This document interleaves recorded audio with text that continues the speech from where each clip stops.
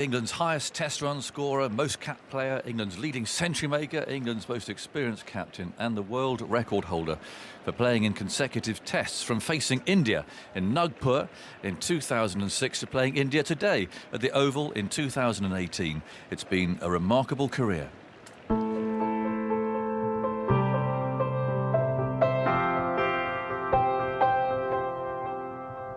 Cook is on 99. Harbison bowls to him. It's short and cut through the offside, and there he goes. Then he jumps in the air. Alistair Cook has made 100 in his first Test match to go with the 60 that he scored in the first innings. He's hugged by Collingwood, and now he waves again towards the dressing rooms.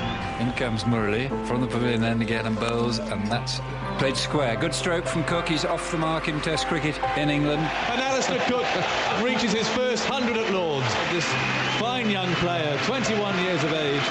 And he's made 200 in a Test match against Australia. That is a wonderful achievement from Alistair Cook. Go on, Alistair Cook. Look at the fans. Ali Cook they're singing, Jim. They're belting it out. Got a number of text messages last night. Make sure you go and get a double, and obviously one of Gucci's big things is make it a daddy 100. And there is Alistair Cook's double 100, his second for England. And the whole ground rises to him as he raises his bat, and as calm as you like, he just puts his helmet back on again. He wants some more, thank you. I'm incredibly proud to be sitting here now as captain of England. It's a huge honour for me. I'm very excited about the challenge. A heroic feat of concentration in blistering conditions as he raises his bat. And Alistair Cook becomes England's all-time leading run scorer in the history of Test cricket. And Cook comes forward, drives down the ground, there it is. Lovely shot as well to bring up the double 100. Huge roar from the England supporters here. A double 100 at the MCG, takes off his helmet. Superb innings. And this ovation he's getting just tells you the affection and respect that the England supporters have for the captain, and Alistair Cook makes history. I think for me, once the decision was in my mind, and you obviously ask people about it along the way, and then they say that you know. And I honestly think that's so true for me anyway. What a reception. Everyone on their feet. A wonderful cheer for Alistair Cook. The Indians are lined up, and Alistair Cook walks between them all. They're applauding, and Keaton Jennings actually goes round the side. That's a nice gesture. Virat Kohli shakes Alistair Cook by the hand, and the two openers who travelled here on the underground together today punch gloves, and now battle can commence. But that's a lovely reception, it really is.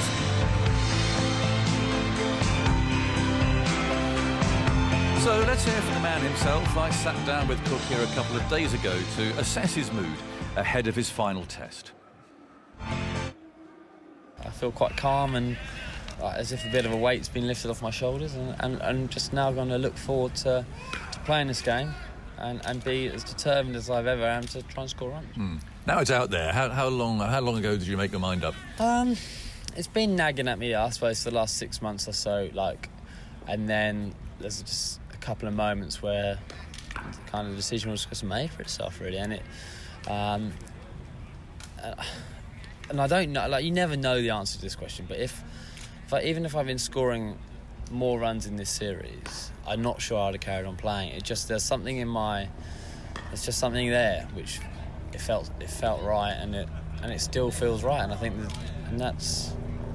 I think I've made the right decision, and it's a big thing to give away. Of course it is. It's a bit like the captaincy when you give something away like that. I mean, I'm sure quite a few people are saying you probably jump before you push, but actually, on this thing, your heart is saying, oh, you go on, play a bit longer, it's still amazing, but your head is so clearly making the right decision, and it seems right. Yeah, that's interesting. So it's not simply a form thing. And I mean, it'd be interesting if you were banging out hundreds, whether you'd still want to carry on and you're not even sure that you would. No, I mean, that's kind of where I've been thinking. I mean, clearly, things accentuate when you don't score as many runs as you would like, but as things will probably unravel over certain periods of time, whatever, other things. But it just feels right at this moment in time, and the fact that everyone's saying you're feeling all right, and I feel absolutely fine, and obviously sad that it's going to be my last game. Of course it is. It's been such an amazing experience over the last 12 years, and not just for me. Like Alice's dad came to me and said, do you know what, I was thinking about how many trips I've gone on and watched you play cricket, and I think he got up to 10, and then Alice said that, and I'm sure it's the same. Like my dad would never have gone to India to watch me play cricket, go to India, and then went around the country on the train, and stuff like that. You really appreciate it. Obviously now it's coming to the end that actually it's not just me playing cricket, it's the whole, everyone who's been associated with me, and like the reason I can do it. Yes, I sacrifice a lot to play and all the kind of hours you do training, but people also, certainly in my case, have sacrificed a lot to allow me to go and play, and I think that's quite what you appreciate as well. Yeah. But I'll talk about opening the batting and the discipline, the requirement, and the bravery, the courage and everything else to go out there and keep opening the batting all the time. But I guess also quite energy sapping too, is it? I mean, from people talk about fast bowling, of course, that's very hard work, but to get out there, and those who had a session the other night again of 25-30 minutes up against the new ball bowlers running in, I mean, did that take its toll as well? I'm sure it did, and that's probably why I'm making the decision I am. That, as I said, I just feel as if I've run out of gas or whatever the thing, and I just know I've lost that little mental edge which I've had throughout my whole career, and over the last 6-12 months it hasn't.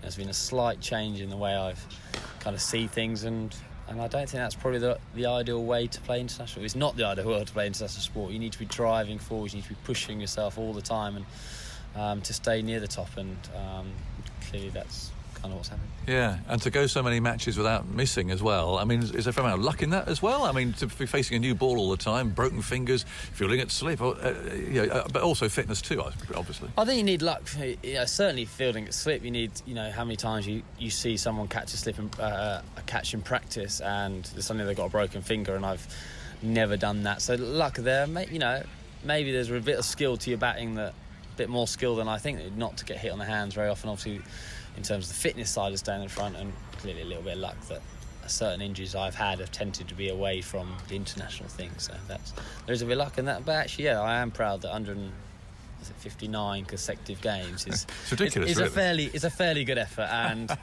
that's a good one. Yeah, come on then, highs. I know which my favourite innings was, and which one I'll always be very grateful to you for, was the big double at the Gabba in 2010, because purely selfishly that set up the best tour I've ever been on, to go for there and to win the Ashes, and all the other runs that you scored in that series, of course, but that one just struck me as being so important, where England always lose, and we didn't that time, and we actually went there, and for the first time in our memory went and won the Ashes, and so I'm going to put that out there as my favourite. Yeah, again, the question obviously has been asked, and it's hard to just name one. The two, on a purely selfish batting point, I couldn't bat any better than in 2010 in that series, and then in India. For me, that was as best I could play, and then so to become man of the series and to score that many runs in those two big away wins, for me, it's a real satisfaction that was fantastic. So whichever 100 people want to choose, or they're all the same really for me. That leaving Brisbane there, but obviously Strauss got 100 and Trotty got 100 as well. So it wasn't just me on that one, but it's and then winning in India, fantastic, and then the actual pure emotion of 2015, after what had happened before, to stand there and win the Ashes there was just incredible. Yeah, you picked out a memory, I remember, of actually Sydney 2011, didn't you? As one of your favourite memories of sitting there having a beer with your team afterwards. That's one of the treasured ones. It was, but just because, if you'd the one thing I know I'm going to miss, which obviously I'm still going to play for Essex for a bit. The dressing room experience. Yeah. I was talking to Jimmy yesterday. Actually, Jimmy came around and he showed me a picture of me, Swanee, and Jimmy just lying on a bed together, all three of us in exactly the same position. Obviously, I think one of us is asleep. I can't remember which one. And watching TV, and you kind of, they're like, do you know what I mean? Like looking at the picture, and it kind of just summed us three up. Do you know what I mean? And that is so special. You don't get that in any other job, I don't think. Well, I don't think you do. And so just experiencing so many things like that with a group of people has been absolutely amazing. And that is what I will miss, is that thing. And that Sydney thing, sitting there with the band, because obviously I'd scored some runs and we'd won something we set out to achieve, to win in Australia. And the bit of support, we had messages back home, we sat there talking, everyone had kind of, I like a moment, like what their favourite bit was and of the tour. And I just said to everyone, like, if you want to take anything, it's like never give up, because 6 months ago I was, probably one innings away from getting dropped, and 6 months later I'm sitting here after getting 700 runs, like whatever, in a series, sharing this memory with you guys, that just never give up, and never, because you just don't know when it's going to turn around. It does demonstrate the fickleness of sport, doesn't it? It does, and fine margins just sum it up. But that's, I think, why we all love it so much. Yeah, you wrote some lovely words about Graham Gooch at the end. Take me back to those early times with him and the dog stick, and then and what he did for you. Well, I think, like, the fact that I used to queue for his autographs, the fact that I used to go and watch him play, kind of already, as any 7-year-old or 10-year-old would be, looking at people who, like, you'd think, oh my God, they're just, you don't talk, do you? Just like, there is your hero, or whoever it was. But obviously Gucci as a batter and played for Essex in England. And then if you fast forward like 12 years, there he was at like 8 a.m, throwing at me for an hour. I think what he'd achieved in the game, to then prepare to put the hours into me and be there for me, like, to the good times, the bad times, but just trying to get me a better player, and going above him. But it wasn't just like in net training with, like, at 10 o'clock. This was like, we're doing extra sessions all the time, and he was preparing wherever we were going, driving for it. And I'll always be in debt for that, because without that extra bit, I would never have become the player I was. And for his experience, he dealt as opening and batting for so long. Obviously, he did it for England as well, and then scored so many runs. To have a bloke like that in your corner, it just happens to be your hero as well, just kind of tops up how lucky I've been over the last 15 years or so. Could you do it? I don't know if I'd be any good with the dog stick. I mean, all these kind of questions have been kind of thrown at me, I suppose. Like, what are you going to do? And I think the best thing is I've still got some cricket left in me to play for Essex, and I've never done any media, I've never done any coaching while I played it. It's all been about full focus on trying to score as many runs as I can do for England, and so all this stuff I'll have a look at all that stuff, after a bit of a break this winter. I'm looking forward to just not picking up a cricket bat, not worrying about what fitness scores I'm going to get, just for this 6 months, just get away. And it's something which our family need to do. In the course of that relationship with Graham, you had to tell him that England weren't going to employ him anymore as coach, and also you moved on personally from him. Was that tough? I think that telling him he wasn't a coach wasn't great from me. That was I blame myself for allowing it. Obviously, I believe that it was the right decision for the squad and the group going forward. That obviously him and Andy and a lot of there's such strong relationships, the way they coached, and very similar, that I felt that if any, like, obviously Andy had just left, if we had the same kind of message coming through, just I didn't think we'd move forward. I thought we needed a bit of a fresh start. So telling Gucci that we didn't want him as a coach, I believe it was the right decision from me, but I don't think I should have told him, and that will be a major regret of How did you do it? Pardon? How did you do it? Well, no, actually over a phone call, because I kept trying to meet up with him and we couldn't get a meet at it. And it's just sad that shouldn't, and I should never have allowed it to happen. I think probably now I wouldn't have done, but I suppose as you're growing up as a captain, doesn't sound the captain's job, actually. No, possibly it doesn't, but I can only blame myself for doing it. And then on the batting side, if you after 10 years of constantly doing this stuff, it was time for a change. I think he was the first time, he was the one who actually threw the idea into my brain. He said, actually, I think, what do you think about how we're going? And and he said, is it time for a bit of a change of voice? So actually, and it worked well. We'd spent so many hours throwing together, and working at it, that sometimes you just needed a fresh, and actually that's what happened. So on that side I have no regrets, and obviously the other side, that decision wasn't probably right for me. But however, it's happened. I have like a lot of things in cricket and in life in general, like you might get it 100% right, but credit to, I suppose, that we're now I'm sure our relationship is absolutely fine. And he said some very nice things about you. And he's still an absolute legend. And of course, it's going to be tricky when something like that happens for a bit. But and obviously we've seen each other less over the last 2 or 3 years just because schedules and all that kind of stuff. So I'm sure at the end of this, and when it's all I've settled back down to playing for Essex and all that stuff, we're spending a lot more time together, and we'll be back to the old days. Other influences and importance? I mean, Andrew Strauss, clearly. Yeah, Strauss and Flower, the two Andys, obviously major parts of my cricket stuff. And any coach who's ever thrown at me, like, you think, like, whoever, just can you throw at me for half an hour? They've played a part in it, and it's been amazing. Yeah. Why Strauss in particular then? Because you'd have stood next to him at slip presumably all those years. Well, obviously batted so much together, yes. And obviously quite a similar bloke in terms of like the way we think about things. Obviously he's slightly more intelligent than me, which is slightly disappointing. But all that stuff, we spent so much time together, and then watching him captain. Then obviously now he's in his role as director of cricket or whatever he is, and as a captain, all that kind of stuff. So it's.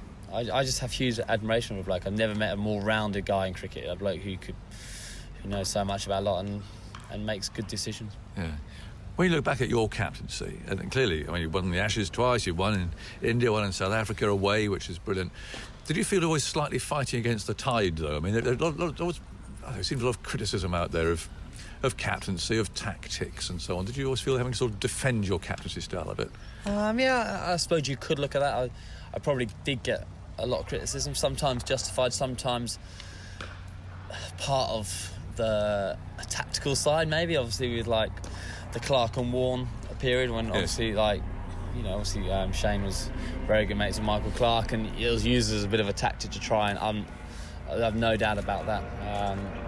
But I think I grew into the captaincy, and the first 2 years, it was very much my way. This is how I'm going to do it, and that's kind of what I did with my batting. I was really stubborn on it, and my batting, and I believed I knew what was right for my game constantly, and I kind of did that in my captaincy. I kind of didn't listen to anyone. I thought, this is the way I'm going to do it, blah blah blah blah blah. And I suppose as experience told you, actually it's such a big job, and there's so many things you can learn, so many different angles you can look at any decision, that I kind of opened my ears a bit and relaxed into it myself as a captain. Even when I was speaking to the team, not worrying quite so much what you're talking about, and actually just getting the points across, not how it comes across. I think some of the players picked up on that too, didn't they? Yeah, absolutely they would have done, and I definitely got better. And by then talking to other people, and why, looking back now for 18 months, 2 years, why I didn't listen to more people,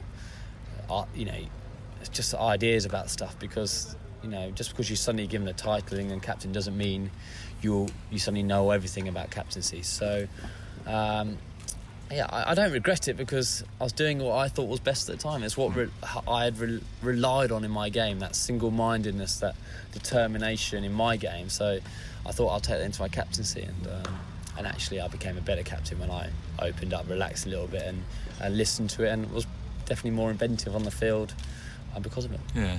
It's tough, though. I mean, you don't get any experience these days, do you? I mean, look at Joe Root. I mean, he suddenly wheeled out as England captain. He's hardly captained a game in his life, and it's hard, though. It is hard, of course it is. I mean, but there is no other way around it. And I know everyone say, you blame the central contract thing. Well, you can't really. It's just central contracts are there, but it's just the amount of cricket that England are playing, and if you feel like as good as Joe and you're playing all three forms of the game, that's kind of what happens. So you learn on the job, and it's kind of the only way you can learn. It is the most amazing job to do, because every day you got tested and you didn't know quite how you're going to get tested, and I absolutely loved it. Yes, there were some real tough moments in it, but I look back with huge fondness of a job where you get so much out of it at the end of it. Yeah.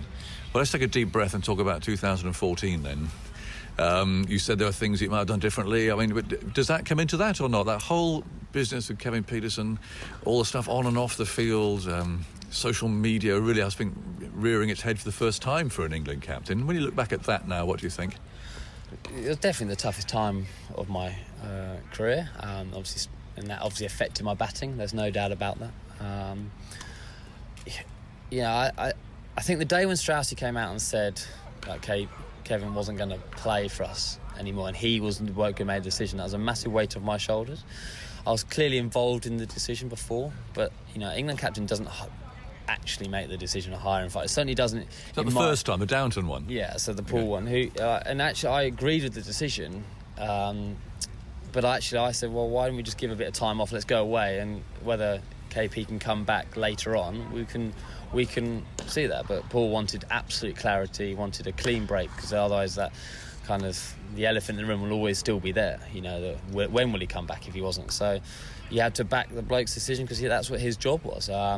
However, obviously the fallout was pretty nasty in terms of the way, obviously, it was handled, and I don't think the ECB handled it very well, or kind of appreciated how social media worked very well then. So, and I felt I bore a lot of the brunt of that. But I suppose that's what's the title of the England captaincy. You kind of are. That's what it is. I suppose Gooch will always be responsible for the Gower thing. I mean, I don't know the actual details about that, but you kind of associate, and hence I'll always be with the KP one. So people still will. They're still just saying it now. You're the bloke who chucked him down the stairs and so on. I mean, you'd refute that. Well, I would do, yeah. But I will say I'm still involved in decisions. So I have some, and I believe the decision was right. I just, at that time, what could have happened a year later, I don't know. But so it's looking back, you do what, and I can safely say all the decisions I've made is what I thought was being the best for the English cricket team at that time.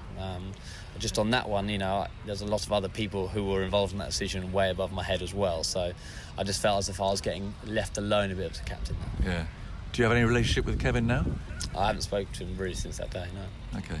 Do you think you could do one day or not? Yeah, I think time is a great healer, and I think everything, we've, again, along our, certainly now when you look back, there's a lot of time, you spent a lot of time with Kevin and a lot of other people, but some amazing memories, there, and we never fell out about, this is the whole thing, we never fell out as people on it. Obviously, since we might, like, the internet seems to have fallen us out together as a blokes, as two people sitting down, and if you took cricket out of it, then we've never really fallen out, certainly on my side, but obviously he will have a different opinion about that, I'm sure. But look, who knows what's going to happen in the future, but we'll cross all that stuff later on. Indeed. And you were down the farm this winter, presumably. Is that where you're happiest amongst the sheep, or happiest out there in middle? I think I am a cricketer, as much as the farm is a very special place, and I've absolutely loved it, and all that stuff, which is the countryside, and all that, getting away from the bubble, if you want to call it, as huge things for me. And but I am a cricketer. That's all I really know. I like to think I'm a farmer, but there's a bit of experience with everyone else. And you ask Alice's dad about it. He's got so much knowledge about stuff, and Alice's brother's getting that because he's doing it time in, day out. So I'd love to stay involved in cricket, and as much as I'd like to be able to spend more time on the farm and in that environment, because it's just totally different. It obviously suits my personality quite well. Yeah. Have you thought how you're going to bow out here? Well, what are you going to do? I'm going to score some runs, hopefully. Well, you are going to score some runs. So I'm going to score some runs, and then everything else can take care of itself. Obviously, it's if the series had been 2-2, it'd obviously be a slightly different thing. But I'm determined to go out and enjoy this week, focus on the ball when I'm batting and trying to catch everything I can at slip, and enjoy the privilege of playing for England for one last time. It's been such an incredible 12 years. Of course, you're going to be sad it's going to end, but it's definitely the right time for me, and I couldn't be more certain than that. That's Alistair Cook talking to me here a couple of days ago, and he's not out at lunch too. 37 not out, Moeen Ali's 2, and they lost Jennings for 23 when the score was 60 for 1. So England are 68 for 1 at lunch, and they'll be underway here again in about 15 minutes or so. Before play, Alistair Cook was presented with a special cap by the director of England cricket, Andrew Strauss. Strauss opened the batting with Cook in 117 innings in tests, and he's been paying tribute. Well, quite simply, he's been England's greatest ever batsman. The stats don't lie in that respect, and to do it as an opening batsman, and we all know how hard opening the batting is, it's a huge testament to his skills as a batsman, which I think sometimes are underappreciated. Everyone kind of talks about his technique not being perfect and all that sort of stuff. But he had great skills. He had great game management skills. But more than anything, it's about resilience and mental strength and ability to get those ugly 20s and 30s early in his career that allowed him to stay in the team and then to bounce back from adversity. And he's had plenty of it. You know, it hasn't been all hunky-dory all the way through his career. Bounce back from it, separate all the noise from what you need to do in the middle, just concentrate on the ball coming down and just play in his way to his style. And that's something that's easy to say, but it's very hard to do. And that's been the secret of his success. I mean, he's just been a brilliant batsman for England. Yeah, I mean, he'll say that actually, as far as natural talent is concerned, he didn't have bucket loads of it. But is he a really good example of someone who has made the most of more than limited talent? But you know what I'm saying? He wasn't someone like David Gower who's walked out and could swish the ball all over the place. I mean, he had to work.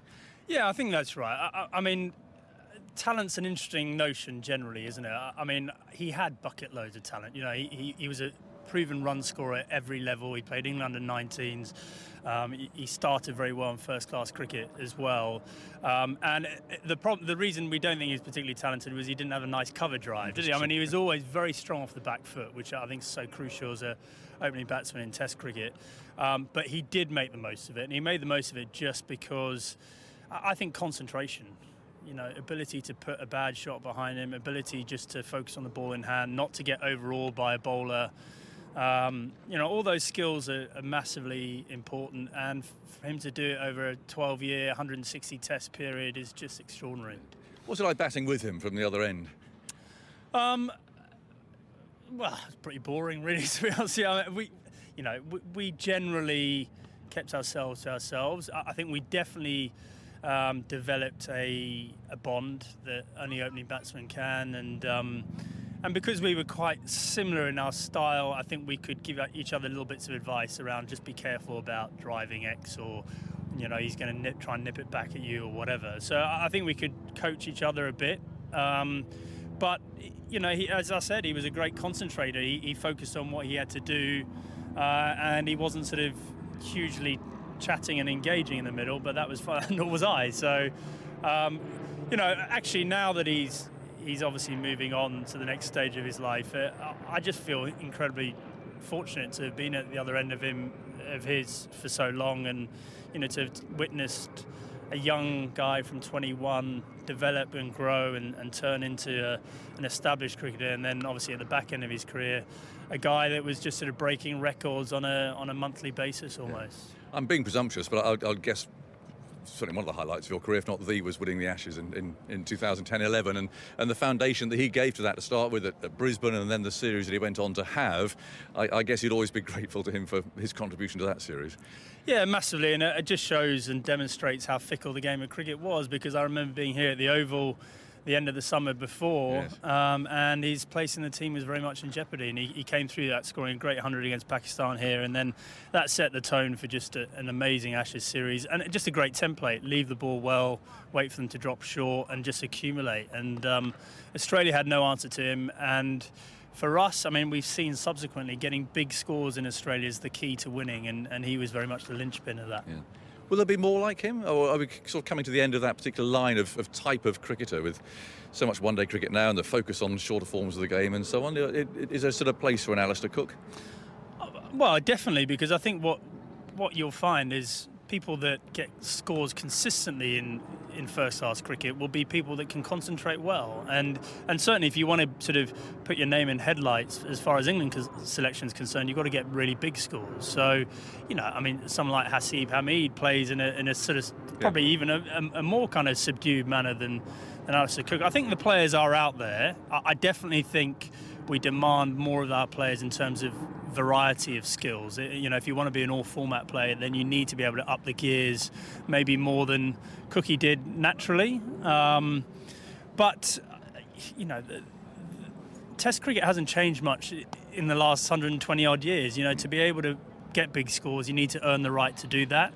Certainly as an opening batsman, you know, I think there is that initial period where you've got to sort of accept that the bowler's on top, and you've got to get through that, and then you earn the right to score runs at the other side. So I think opening batting hasn't changed, and successful opening batters will always have an ability to dig deep when necessary. Yeah. Just last time, watching him warming up here, how do you think he'll take this whole business of his last match, the pressure off, the series over? Is he sort of fellow who'll just unwind and relax and enjoy it? Well, I saw him a few shots, perhaps. Yeah, well, I doubt that. He hasn't done it for 12 years, so I don't think he'll start now. But I saw him the other day, and it just looks like there's such a massive weight off his mind. He's obviously been thinking about this for a long period of time now.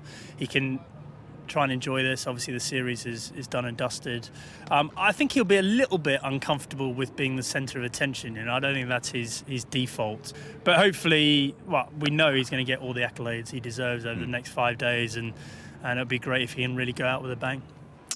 Lovely to see Andrew Strauss here on the ground today. Finally, in this tribute, we're going to hear from Cook's former teammate Graham Swan, his current teammate James Anderson, former coach Andy Flower, and first, his mentor, Graham Gooch.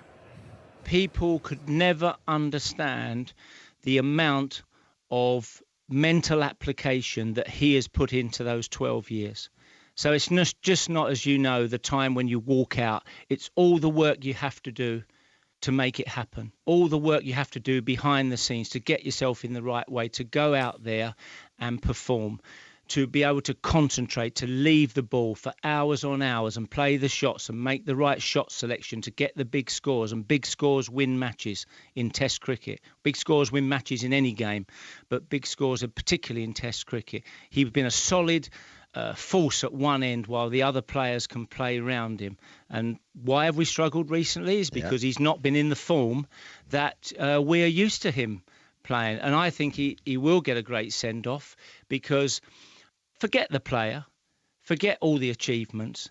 This is a good man, a really superman who's an icon in our sport, a beacon for our sport. He's obviously a really good friend of mine. He's godfather to one of my kids, and that's how well our families get on, how close we are and stuff. So I'll miss having him around, especially on tour. I think that's when it's going to hit me hardest, is when he's not there. He's like my sounding board, my mate who my crutch. If anything's going wrong, then he's the guy I go to. So that'll be difficult. But I think now, like, the dust settled a little bit. Obviously, I've known him for a week or so. But I think it is, the more I talk to him, the more I get it's the right thing for him to do, and the right time for him to do it. People will talk about, is he one of England's greats, or one of the greats of the game overall? And I think, like, you look at how many runs he scored, but he's an opening batsman, and I think this is forgotten quite a lot, how hard it is to open the batting. Especially in England, in English conditions where there's generally pitches are slightly greener, they've got more live grass on, so they're more bowler friendly. Ball swings around more, and it's just generally harder to a hard place to open the batting, and he averages 47 doing it. I mean, it's ridiculous. And the all-time list, I think there's him and Sunil Gavaskar, the only openers in the top 10. That just says so much to me that it's such a hard skill to be able to do it for such a long period of time. The amount of questions he's been asked. As an opener, you're going to fail because it's a new ball. World-class bowlers bowling at you. You're going to fail from time to time. And to be able to deal with that and come back and just keep going and going and going like he has done, I think speaks volumes. The first time I saw him, he was a young, skinny lad who was brilliant off his legs and his hips. Had a great pull shot against the quicks, even from a really early age. And it was that sort of leg side strength of his was something that stood him in really good stead throughout his career. But it was his strength of mind, his stubbornness, his determination that came through, I think, in his batting and his longevity. Everyone will go on about his record and the amount of Test matches and everything. I think first and foremost, he's a good friend. When I first went in the dressing room, I gravitated towards his corner of the dressing room, Jimmy and Cookie, because they were the only two sat there sort of fairly phlegmatic about the whole thing. They seem to get it, that it is just a game and it's not worth, cutting yourself up about and eating yourself inside. And even though obviously he has that his up and downs, I think the trick to his longevity has just been that phlegmatic attitude. He never gets too high when he's good, and he never gets too low when he's bad, and that's seen him through thick and thin. But allied to which he's had some terrible cricket bats and some awful athleticism to contend with, and yet he's still come out as the champion. Graham Swan finishing that tribute. Thanks to everybody who took part in that, and not least to Alistair Cook for allowing me that 20 minutes or so with him a couple of days ago here, and a really interesting chat it was too.